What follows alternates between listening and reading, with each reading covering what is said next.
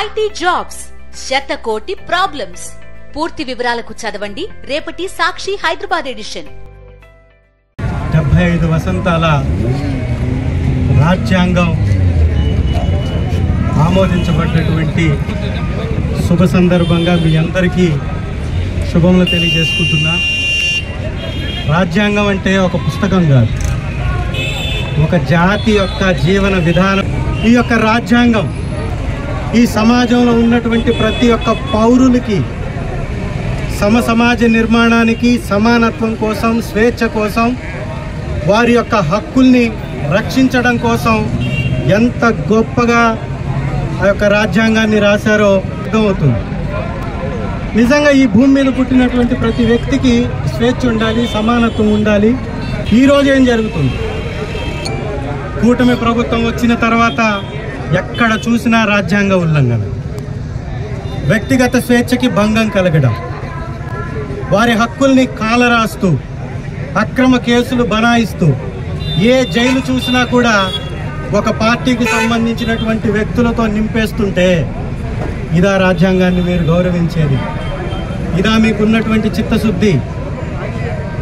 మీ యొక్క పార్టీ కోసం కష్టపడి పనిచేసినటువంటి వ్యక్తి ఇదే సెంటర్లో మీ యొక్క నాయకుడి విగ్రహానికి ఉరి వేసుకోవాలని ప్రయత్నం చేశాడు అంటే రాజ్యాంగ వ్యతిరేక విధానాలకు పాల్పడుతున్నారు. ఒక్కసారి గమనించండి. ఈ రాష్ట్రంలో వైఎస్ఆర్ కాంగ్రెస్ పార్టీ ప్రభుత్వం ఉన్నప్పుడు బడుగు బలహీన వర్గాలకు సంబంధించి అన్ని కులాలకి 5 డిప్యూటీ చీఫ్ మినిస్టర్స్ ఇచ్చారు. ఇవాళేంటి మరి ఒకే ఒక్క deputy chief minister?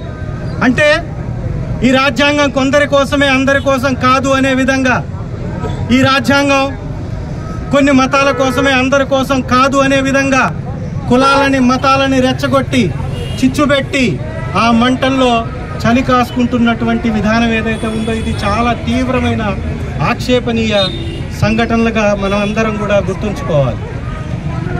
5 deputy chief మినిస్టర్లకి దక్కినటువంటి గౌరవాన్ని ఒకే ఒక్కరు కొట్టేశారు. కారణం అధికార వ్యామోహం. ఇవాళ క్యాబినెట్లో కూడా ఉన్నటువంటి పదవులను ఒక్కసారి గమనించినట్లయితే 5 దళితులకి అవకాశం ఇచ్చినటువంటి వ్యక్తి జగన్మోహన్ రెడ్డి గారు, వైఎస్ఆర్ కాంగ్రెస్ పార్టీ అయితే ఇవాళ కేవలం 2 మాత్రమే అవకాశం ఇచ్చారు. ఏంటిది? ఇది రాజ్యాంగ ఉల్లంఘన కాదా? 1921 బ్రిటిష్ భారత ప్రభుత్వంలో కూడా పిఎస్సి చైర్మన్ అనే దానికి ఒక ఇంపార్టెన్స్ ఇచ్చి భారత రాజ్యాంగ అమల్లోకి వచ్చినటువంటి రోజున ఆర్థిక మంత్రులు లేదా ప్రభుత్వంలో కీలక శాఖలు వ్యవహరించేటటువంటి వారు, నిర్వహించేటటువంటి వారు పిఎస్సి చైర్మన్ని పొందకూడదు, దాన్ని అనుభవించకూడదు, దాన్ని తీసుకోకూడదు. ప్రభుత్వంలో ఉన్నటువంటి పెద్దలు ఆ ప్రభుత్వంలో నుంచి జరిగే తప్పుల్ని బయట పెట్టలేరు అని 2 సభ్యులు కలిగినటువంటి బీజేపీ పార్టీకి 1981లో పిఎస్సి చైర్మన్ ఇచ్చారు. ఆ రోజు సంఖ్యాబలం ఉందా? 55 మంది సభ్యులు ఉండవలసినప్పుడు 22 మంది సభ్యులు ఉన్నా కూడా పిఎస్సి చైర్మన్ ప్రతిపక్షాలకు ఇచ్చారు.